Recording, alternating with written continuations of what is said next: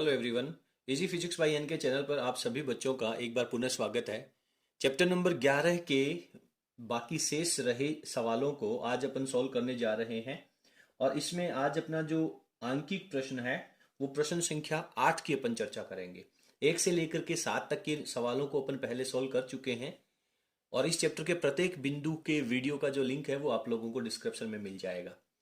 यदि आप हमारे चैनल पर नए हैं तो प्लीज चैनल को सब्सक्राइब करें और इसे अपने सभी फ्रेंड्स तक अवश्य शेयर करें। चलिए शुरू करते हैं अपना प्रश्न संख्या 8। जैसा कि आप अपनी स्क्रीन के ऊपर देख पा रहे हैं, प्रश्न अपने से कह रहा है, बेटा प्रश्न को बहुत ध्यानपूर्वक पढ़ते जाना है। एक संयुक्त सूक्ष्मदर्शी, तो सबसे पहले अपने लिए यह इंपॉर्टेंट हो जाता है कि आप टॉपिक किसका पढ़ रहे हो। तो अपने सामने जो सवाल दे रखा है वो अपना संयुक्त सूक्ष्मदर्शी का है। तो यहाँ पे अपने को लिख लेना चाहिए कि अपन संयुक्त सूक्ष्मदर्शी का क्वेश्चन पढ़ने वाले हैं। संयुक्त सूक्ष्मदर्शी के अभिदृश्यक तथा नेत्रिका लेंस की फोकस दूरियां। अभिदृश्यक लेंस की फोकस दूरी को बेटा अपन FO से लिखते हैं। अभिदृश्यक लेंस में उत्तल लेंस होता है। संयुक्त सूक्ष्मदर्शी के दोनों लेंस उत्तल लेंस होते हैं, इसलिए दोनों की जो फोकस दूरियां हैं वो धनात्मक रहनी है। तो यहाँ पे अपने को इसकी वैल्यू 0.95 दे रखा है, 0.95 सेंटीमीटर। और उसके बाद में कह रहा है नेत्रिका।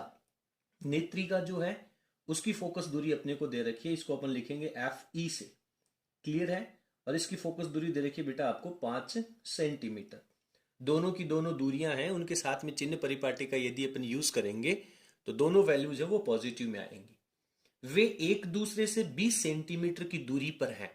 आपको पता करना है कि ये जो 20 सेंटीमीटर दूरी है वो अभिदृश्यक और अभिनेत्र दोनों लेंसों के बीच की दूरियां हैं, जिसे अपन हमेशा संयुक्त सूक्ष्मदर्शी की लंबाई कहते हैं।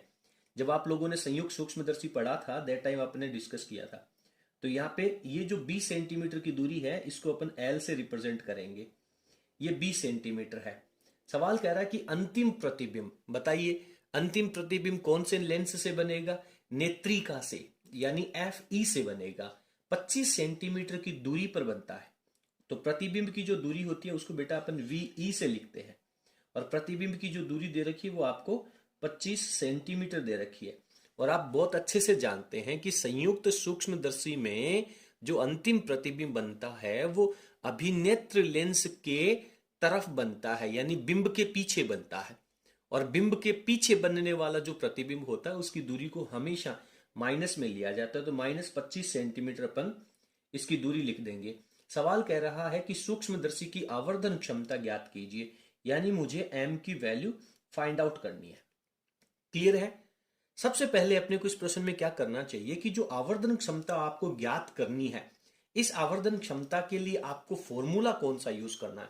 फर्स्ट ऑफ ऑल आप लोगों को जो फॉर्मूला यूज करना है वो यहाँ पे अप्लाई कर देना चाहिए। तो मुझे यहाँ पे M का फॉर्मूला चाहिए और मैं जानता हूं M का फॉर्मूला बताएं। संयुक्त सूक्ष्मदर्शी के लिए आवर्धन क्षमता का सूत्र sir VO upon UO bracket 1 plus D upon FE होता है। क्लियर है। तो ये फॉर्मूला मुझे यूज करना है। इस फॉर्मूले में मुझे VO एंड UO चाहिए। क्या मेरे पास VO और UO है? सर नहीं है। 1 प्लस D की वैल्यू तो अपन जानते हैं 25 सेंटीमीटर होता है, तो वो तो लिख ही लेंगे। अपॉन में FE चाहिए। FE 5 सेंटीमीटर है, यानी इस प्रश्न में अपने को जो वैल्यू चाहिए वो VO तथा UO की वैल्यू अपने को पहले फाइंड आउट करनी पड़ेगी। जब VO एंड UO की वैल्यू आ जाएगी तब अपन इस फॉर्मूले को यूज कर सकेंगे। मैं आप लोगों को बता दूं कि ये जो बाकी बचे हुए सवाल हैं वो इस चैप्टर के सबसे महत्वपूर्ण सवालों में से हैं और बोर्ड परीक्षा में ऐसे प्रश्न आने की पूरी संभावना रहती है। विशेष रूप से जब आप कंपटीशन एग्जाम्स में बैठेंगे तब भी इस तरह के बड़े प्रश्न नीट के साथ साथ आपके जो JEE के क्वेश्चन हैं उनमें भी ये प्रश्न पूछे जाते हैं। तो सर मेरे को VO तथा UO चाहिए, कैसे निकालें? VO एंड UO तो है ही नहीं, कैसे ज्ञात करेंगे? सर इसके लिए मुझे एक वैल्यू पता करनी है। क्या? कि सर L की जो वैल्यू है, L का जो फॉर्मूला होता है वो L का फॉर्मूला लगा दीजिए। सर L का फॉर्मूला क्या होता है? L का फॉर्मूला होता है कि आपके पास VO की दूरी, यानी जो अभिनेत्र लेंस है, अभिदृश्यक लेंस से बनने वाले प्रतिबिंब की दूरी, और अभिनेत्र लेंस जो है उसकी बिंब की दूरी यानी V O and U E की जो योग होगा वही आपके पास एल होगा। याद कीजिए आपने संयुक्त सूक्ष्मदर्शी में पढ़ा है, यहाँ पे आपके पास अभिदृश्यक लेंस था, यहाँ पे आपके पास अभिनेत्र लेंस था, इन दोनों के बीच की दूरी को अपन एल कहते हैं। तो यहां से जो प्रतिबिंब बनेगा वो दूसरे लेंस के लिए बिंब का कार्य करता है, याद करो बेटा। तो दोनों के बीच की दूरी अपने पास एल की वैल्यू आ जाएगी। सर मेरे पास यहाँ पे यू ई की वैल्यू नहीं है, वी ओ की वैल्यू भी नहीं है, बट एल की वैल्यू है। पता करें कितनी होगी। अच्छा यू ई की वैल्यू सर यू ई की वैल्यू नहीं है, लेकिन जब मेरे पास एफ ई और वी ई इन दो की वैल्यू दे रखी है तो यू ई की वैल्यू अपन फाइंड आउट कर सकते हैं। याद कीजिए किससे? सर लेंस सूत्र यदि अपन यूज करें तो एफ ई और वी ई की वैल्यू को यूज करके यू ई की वैल्यू निकाल लेंगे। वो यू ई की वैल्यू जब अपन इस इक्वेशन में रिप्लेस करेंगे तो आपके पास वी ओ की वैल्यू आ जाएगी। अरे वाह सर, वी ओ की वैल्यू तो आ गई। उसके बाद में जैसे ही आपके पास वी ओ की वैल्यू आएगी, वो वी ओ की वैल्यू और एफ ओ की वैल्यू जब अपन यूज करेंगे लेंस सूत्र में तो आपके पास यू ओ की वैल्यू भी आ जाएगी। तो कुल मिलाकर के ये दोनों चीजें चाहिए, वो दोनों वैल्यूज आपके पास आ जाएगी तो बहुत इजी हो जाएगा। इस पूरे प्रश्न का जो सबसे टर्निंग पॉइंट है, सबसे इंपॉर्टेंट पार्ट है, वो यही है कि इस फॉर्मूले को यूज करके आप पहले यू ई की वैल्यू निकालें। तो मैं यहां पे लिखता हूं अभिनेत्र लेंस के लिए, अभिनेत्र लेंस के लिए क्या होगा? अभिनेत्र लेंस के लिए लगाइए लेंस सूत्र, लिखिए बेटा। सर लेंस सूत्र होता है 1/F E बराबर 1/VE माइनस 1/UE। क्लियर है? ओके। आपको वैल्यू किसकी निकालनी है? सर यू ई की वैल्यू निकालनी है। तो यू ई को इस तरफ ट्रांसफर कर लीजिए, 1/F E को इधर कर लीजिए। पहले अपन फॉर्मूले को सॉल्व कर लेते हैं। देन आपके पास क्या आ जाएगा? इस तरफ तो आपके पास ये वैल्यू आ जाएगी 1/UE की। यहाँ पे क्या रह जाएगा? सर 1/VE तो है ही सही, और 1/FE है वो नेगेटिव में आ जाएगा, तो 1/FE अपन यहाँ पे रख देंगे।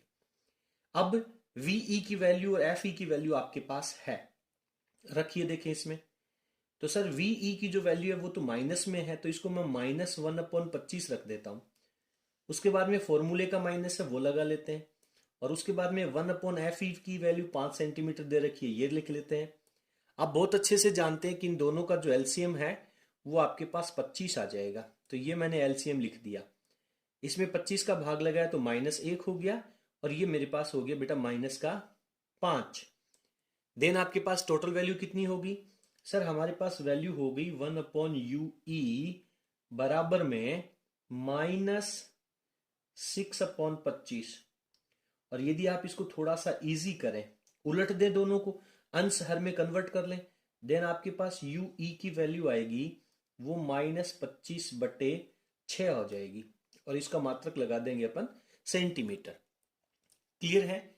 तो सर ये यू ई की वैल्यू आ गई। वो यू ई की वैल्यू जब अपन यहां रखेंगे तो आपके पास वी ओ की वैल्यू आ जाएगी। चलिए फटाफट आप पहले इनको उतार लीजिए, उसके बाद में मैं पेपर को थोड़ा सा आगे स्किप करता हूं। यहां तक कोई डाउट नहीं होना चाहिए। क्वेश्चन को, न्यूमेरिकल को सॉल्व करने से पहले अपने दिमाग में एक छोटी सी प्रोसेस, एक प्रक्रिया बना लेनी चाहिए कि मुझे कौन कौन से स्टेप्स को फॉलो करना है। ये चैप्टर सबसे महत्वपूर्ण है और इसके ये जो न्यूमेरिकल है ये बहुत इंपॉर्टेंट है। अब अपन आगे करते हैं। तो आगे अपने को क्या लिखना होगा? तो एल की वैल्यू, पहले मैं दोबारा इस फॉर्मूले को लिख लेता हूं, क्योंकि L is equals to V O plus U E. L की वैल्यू मेरे को यहाँ पे वी ओ चाहिए ना बेटा, तो पहले अपन इस फॉर्मूले को इजी कर लेते हैं। तो सर वी ओ की वैल्यू हो जाएगी एल माइनस यू ई। एक चीज मैं आप लोगों को बताना चाहूंगा कि जब कभी भी आप सूक्ष्मदर्शी की लंबाई की जब अपन बात करेंगे, that time V O and U O दोनों ही वैल्यूज को पॉजिटिव लेना होगा, क्योंकि जो दूरी है इन दोनों के बीच की वो हमेशा जुड़ेगी। चिन्ह परिपाटी का यहाँ पे यूज नहीं करना है। यदि आप यहाँ पे चिन्ह परिपाटी यूज करेंगे, दैट टाइम आप यहाँ पे मोड लगा दीजिए यदि आपको किसी तरह का कोई कंफ्यूजन हो रहा है। केवल मात्र ये जो लंबाई का फॉर्मूला है इसमें कभी भी चिन्ह परिपाटी यूज नहीं होगी, क्योंकि यदि दो बिंदुओं के बीच की दूरी अगर आप निकालेंगे, एक वैल्यू दूरी पॉजिटिव है, दूसरी दूरी नेगेटिव है, तब भी आप लोगों को उनको ऐड ही करना होगा। तो यहां से वी ओ की जो वैल्यू है वो एल की वैल्यू कितनी दे रखी है बेटा? सर एल की वैल्यू तो मुझे 20 दे रखी है, बढ़िया। माइनस फॉर्मूले का लिखा। अब यू ई की वैल्यू आपके पास -25/6 आई है, लेकिन आपको -25/6 नहीं लेनी है, सिर्फ 25/6 लिखना है। इसको ध्यान देना इस बात को, V O plus U E को। अब आप इसको इजी कर लें, एलसीएम ले लीजिए बेटा। 6 आ जाएगा, 6 दूनी 12, 120, और उसमें से 25 गया, आपके पास हो गया 95/6। ये सेंटीमीटर में वैल्यू आ गई। किसकी वैल्यू आई? ये वी ओ की। सोच के देखिए वी ओ क्या है। वी ओ जो है वो अभिदृश्यक लेंस से बनने वाले प्रतिबिंब की दूरी है, और अभिदृश्यक लेंस में जो प्रतिबिंब होता है वो लेंस के आगे बनता है, लेंस के बाद में बनता है। वो दूरी पॉजिटिव ही लेनी है, और ये पॉजिटिव आ गई। अब आपके पास वी ओ की वैल्यू तो आ गई। ऊपर फॉर्मूले में देखो क्या चाहिए सर, यू ओ और चाहिए। अब यू ओ की वैल्यू कैसे निकालेंगे? इसके लिए आपको अभिदृश्यक लेंस के लिए लेंस सूत्र लेना होगा। तो यहां पे लिख देता हूं मैं, अभिदृश्यक लेंस के लिए लेंस सूत्र। ठीक है, अभिदृश्यक लेंस के लिए लेंस सूत्र। डायरेक्ट सवाल नहीं है, इसमें आपको बीच में इनडायरेक्टली कुछ और भी चीजें कैलकुलेट करनी पड़ेगी। तो ये हो जाएगा 1/F O बराबर 1/VO माइनस 1/U। मुझे यहां से वैल्यू किसकी चाहिए? मुझे सर यूओ की वैल्यू चाहिए। तो यूओ की वैल्यू जानने के लिए इसको दूसरी तरफ ले जाऊंगा प्लस में, और एफ ओ माइनस में हो जाएगा। तो 1/UO बराबर 1/VO माइनस 1/FO हो जाएगा। ठीक है बेटा। अब VO की वैल्यू आपके पास है, FO की वैल्यू भी आपके पास है, दोनों को आप पहले रख दीजिए। तो जब दोनों को अपन रिप्लेस करेंगे तो यहां पे आपके पास चल रहा है 1/UO बराबर 1/VO की वैल्यू कितनी है? अभी आपने VO की वैल्यू निकाली है 95/6, लेकिन यहां पे तो आपको 1/VO चाहिए ना बेटा। तो ये हो जाएगा 6/25 माइनस फॉर्मूले का लगा देंगे। Okay sir. FO की दूरी कितनी दे रखी है? सर FO की दे रखी है 0.95। आप एक काम कर सकते हैं, इस पॉइंट को हटा दीजिए, ऊपर 100 बन जाएगा। अब आप इसका एलसीएम ले लीजिए। एलसीएम लेंगे तो कितना हो जाएगा? सोच के देखो। अच्छा यहाँ पे ये 25 नहीं है, ये 95 है ना। 6/95 था, तो नीचे 95 नीचे 95, दोनों का एलसीएम लेंगे तो 95 हो जाएगा। और ये हो जाएगा बेटा 6 माइनस 100। तो 6 माइनस 100 करोगे तो कितना होगा? -94/95। ये वैल्यू है आपके पास 1/UO की, लेकिन आपको तो वैल्यू किसकी चाहिए? UO की चाहिए। तो इन दोनों को भी इन्वर्ट कर दीजिए। तो ये वैल्यू माइनस में 95/94 सेंटीमीटर हो जाएगी। आप देखिए यूओ की वैल्यू क्या नेगेटिव आनी चाहिए? डेफिनेटली सर नेगेटिव ही आनी चाहिए। तो ये आपके पास यूओ की वैल्यू भी आ जाती है। अब अपन डायरेक्ट लिखेंगे कि आवर्धन क्षमता का जो सूत्र है उसमें अपन वैल्यूज रिप्लेस करेंगे। जो जो वैल्यूज आपको चाहिए वो सारी वैल्यूज आपके पास आ चुकी हैं। आप फटाफट स्क्रीन को पॉज करके इतने सवाल को उतार लीजिए, आगे चलते हैं। तो अब अपन यहां पर डायरेक्ट आवर्धन क्षमता का सूत्र लिखेंगे। आवर्धन क्षमता का सूत्र दोबारा लिख लेते हैं, m बराबर -VO/UO bracket 1/D bracket 1 plus D/FE। ठीक है, अपने पास सबकी वैल्यूज आ चुकी है, तो एक एक करके अपन सबकी वैल्यूज रख देंगे यहाँ पर। तो सबसे पहले माइनस लिखा। VO की वैल्यू कितनी है बेटा? VO की वैल्यू है सर 95/6। ओके, बटा में अपने को UO लिखना है, और UO की वैल्यू है -95/94। तो बटा में न लिख करके उसको मल्टीप्लाई में ले जाऊं तो ये हो जाएगा 94/95, और वो माइनस है वो इसको प्लस बना देगा। क्लियर है? 1 प्लस डी की वैल्यू कितनी होती है? सब 25 होती है। बटा में एफ ई की वैल्यू कितनी है? 5 दे रखी है। ध्यान दें दोनों वैल्यू सेंटीमीटर में होनी चाहिए। तो ये 95 से 95 कैंसिल आउट हो गया, और आपके पास 94/6 रह गया। तो बराबर लिख करके ये 94/6 हो गया, और ब्रैकेट में ये 5 और 25, ये हो गया बेटा 30/5। क्लियर है? 30/5। अब अपन इनको सॉल्व कर लेंगे। सॉल्व कीजिए। m की वैल्यू, सर 6 का भाग देंगे 30 में तो कितनी बार जाएगा? 5 बार जाएगा। ठीक है, ये 6 का भाग देंगे 30 में 5 बार, 5 से 5 कैंसिल आउट हो जाएगा। तो m की जो वैल्यू है वो आपके पास 94 आएगी। और ध्यान देने वाली बात यह है कि m जो है वो मात्रकीय राशि है। यानी m क्या रिप्रेजेंट करता है? आवर्धन क्षमता का। यानी आप लोगों को ये बात इस प्रश्न के उत्तर के साथ में फील करनी चाहिए कि जो संयुक्त सूक्ष्मदर्शी है वो अपने बिंब से फाइनली 94 टाइम मल्टीपल करके बड़ा प्रतिबिंब बनाता है।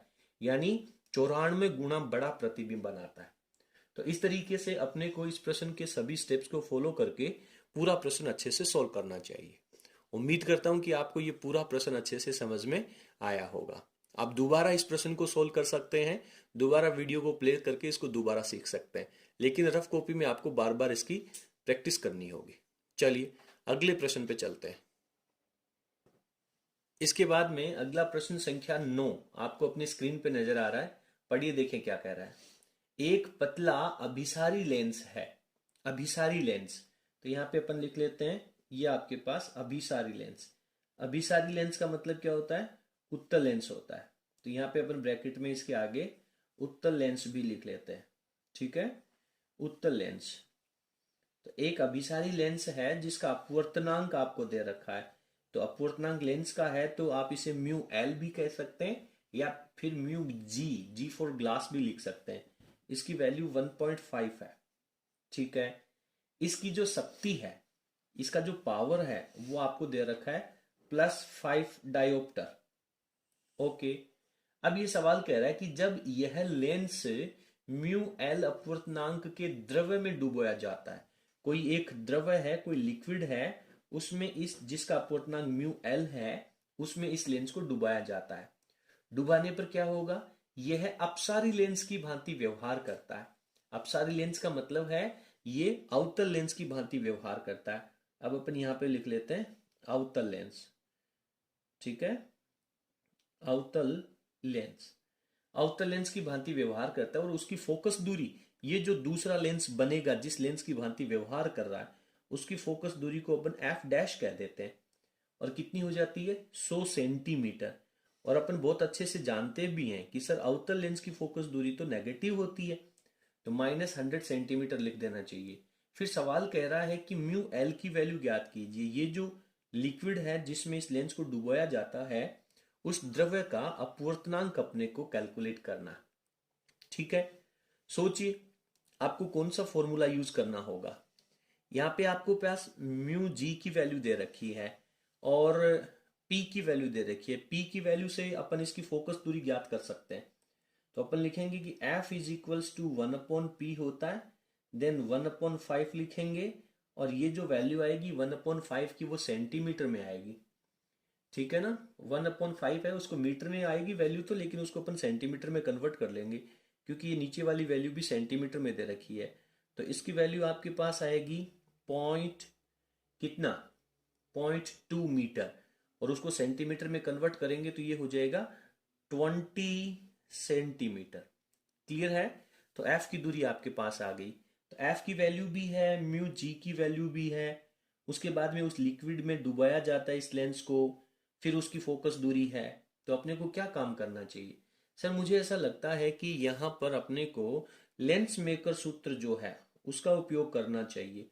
इसके जैसा एक एग्जाम्पल आप लोगों ने बुक में पढ़ा है। लेंस मेकर सूत्र से क्या कहता है? लेंस मेकर सूत्र 1/f this is equals to mu, mu G glass के लिए -1 ब्रैकेट 1/r1 -1/r2। ठीक है, यहां से आपको 1/r1 -1/r2 की वैल्यू है वो पहले कैलकुलेट कर लेनी है। फिर ऐसा का ऐसा अगेन फॉर्मूला अपन दूसरी स्थिति के लिए लगाएंगे। दूसरी स्थिति के लिए लगाएंगे लेकिन सर उसमें 1/r1 r2 तो नहीं है, तो इसकी वैल्यू निकाल करके अपन उसमें रिप्लेस कर देंगे। तो 1/f की वैल्यू दे रखी है आपको 1/20 बराबर इसकी वैल्यू दे रखी है आपको 1.5 -1 और ये 1/r1 -1/r2। ठीक है, ये 1.5 में से 1 जाएगा तो 0.5 रहेगा, और वो 0.5 है जब बट्टा में जाएगा तो मल्टीप्लाई में हो जाएगा। ठीक है, चलिए सोल्व कर लेते हैं इसको। तो यहां से आपके पास 1/R1 माइनस 1/R2 की वैल्यू कितनी हो जाएगी? 1/20 तो है सर। इसके बाद में इसको 0.5 से मल्टीप्लाई कर लेते हैं। पॉइंट हटाएंगे तो ऊपर 10 हो जाएगा। ठीक है, पॉइंट हटाएंगे तो ऊपर 10 हो जाएगा। 10 से इसका 0 काट देते हैं तो ये वैल्यू आपके पास 1/10 रह जाएगी। तो इसे अपन इक्वेशन नंबर 1 कह देते हैं। 1/10 किसकी वैल्यू आई है? ये 1/R1 माइनस 1/R2 की। ठीक है, पहले आप इस प्रश्न को उतार लीजिए, उसके बाद में अपन आगे चलते हैं और इसका बाकी पार्ट सोल्व करते हैं। धीरे धीरे आप इस प्रश्न को समझते जाइए। अब अपने को इसमें दूसरी स्थिति दे रखी है, तो यहां पे मैं लिख देता हूं दूसरी स्थिति के लिए, दूसरी स्थिति के लिए देखिए क्या होगा। दूसरी स्थिति का मतलब है कि अब उसे लिक्विड में डुबो दिया गया है, तो लिक्विड में डुबोने पर उसकी फोकस दूरी 1/f डैश हो गई। ब्रैकेट में म्यू आएगा, लेकिन अब की बार जो म्यू है अपवर्तनांक है वो उस लिक्विड के सापेक्ष आएगा, क्योंकि प्रकाश की किरण है वो लिक्विड में प्रवेश करके उसके बाद में कांच में प्रवेश करती है। तो अपन लिखते हैं ना μ2 1, μ2 1, तो उसकी जगह अपने को लिखना चाहिए μ2 यानी ग्लास अपॉन μ1 यानी लिक्विड -1 रहेगा, और ये 1/R1 माइनस 1/R2 रहेगा। अब 1/f डैश की वैल्यू आपको दे रखी है सेंटीमीटर में, तो माइनस लगा करके लिखना है 1/100 बराबर म्यू जी की वैल्यू 1.5 दे रखी है, अपॉन म्यू एल अपने को निकालना है -1, और 1/R1 minus 1/R2 equation number 1 से आप लिख सकते हैं 1/10 हो जाएगा। ठीक है, ये 0 से इसका 0 कैंसिल आउट हो जाएगा। अब इसको सॉल्व कर लीजिए, तो आपके पास क्या रह गया? -1/10 रह गया, और ये -1 है वो दूसरी तरफ जाएगा तो +1 हो जाएगा, और आपके पास यहाँ पे रह गया 1.5 अपॉन म्यू एल। जो बायोलॉजी के स्टूडेंट्स हैं उनको थोड़ी सी यहाँ पे प्रॉब्लम हो सकती है। ठीक है, तो क्या होगा देखिए, एलसीएम ले लीजिए। एलसीएम आएगा 10, ऊपर रहेगा -1 + 10, तो -1 + 10 कितना हो जाएगा? 9 रह जाएगा, अपॉन में 10 चल रहा है, इधर 1.5 अपॉन म्यू एल। ठीक है, ओके, क्रॉस मल्टीप्लाई कर लीजिए। क्रॉस मल्टीप्लाई करेंगे तो ये 15 हो जाएगा, और ये 9 म्यू एल हो जाएगा। लेकिन म्यू एल की जब वैल्यू निकालेंगे तो 15/9 आ जाएगा, और 15/9 को 3 से कैंसिल आउट कर दीजिए, तो ये 5/3 इसकी वैल्यू आ जाएगी। अपवर्तनांक निकाल रहे हैं, अपवर्तनांक है वो एक मात्रकहीन राशि है, इसलिए यहाँ पे इसका कोई मात्रक भी अपन यूज नहीं करेंगे। तो इस तरीके से अपना 9वां प्रश्न है वो भी यहाँ पे सॉल्व हो जाता है। उम्मीद करता हूँ कि पूरा प्रश्न आप लोगों को अच्छे से समझ में आया होगा। अब अपन चलते हैं इसके अगले और अंतिम प्रश्न में, प्रश्न संख्या 10 पे।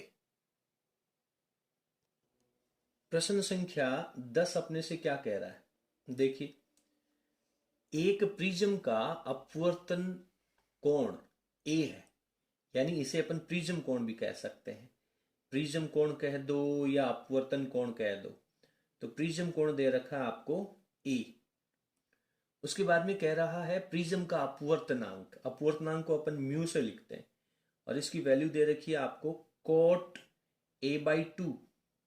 ठीक है, सवाल कह रहा है कि न्यूनतम विचलन कोण ज्ञात कीजिए। न्यूनतम विचलन कोण को अपन डेल्टा एम से रिप्रेजेंट करते हैं, तो डेल्टा एम की वैल्यू अपने को फाइंड आउट करनी है। तो सबसे पहले न्यूनतम विचलन और अपवर्तनांक के बीच में संबंध क्या होता है उतार लीजिए। प्रिज्म के वीडियो में जाकर के आप इसको अच्छे से समझ सकते हैं। तो सर इसका फॉर्मूला होता है mu is equals to sine A plus delta M upon 2, और ब्रैकेट में होता है, बटा में होता है साइन a/2। ठीक है, ओके, यहाँ पे म्यू की वैल्यू दे रखी है, तो म्यू की वैल्यू रखेंगे तो क्या दे रखा है सर? कोट a/2 दे रखा है। त्रिकोणमिति में आपने बहुत अच्छे से पढ़ा है, कोट a/2 क्या होता है sir? Cos a/2 upon sine A by two होता है। तो दोनों तरफ बटा में sine A by two, sine A by two cancel out हो जाएगा। कोस ए बाई टू की वैल्यू है वो आपके पास इसके बराबर रहेगी। तो इसको अपन दोबारा लिख लेते हैं। तो यहाँ पे मैं लिखता हूं कोस ए बाई टू बराबर में सर साइन ए plus delta M upon two रह गया। अच्छा, इधर साइन है और इधर कोस है, क्या मैं कोस को साइन के फॉर्मेट में लिख सकता हूं? याद कीजिए कक्षा 10 में पूरक प्रमेय पढ़ी होगी त्रिकोणमिति में।